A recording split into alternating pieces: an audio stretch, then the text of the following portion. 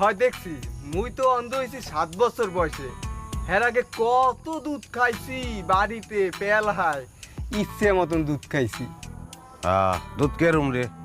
সাদা সাদা কেরুম? সাদা হইছে ওই সাদাটা রং। কেরুম কেরুম রং? ওরে কেমনি বুঝাম, ওই বকের লাহান বক কেরুম রে? বক বক কি দে বুঝাম আল্লাহ।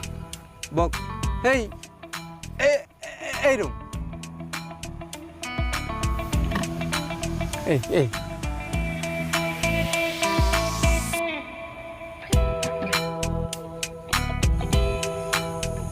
এতেরা দুধ না খাবাই তো ভালা করছে।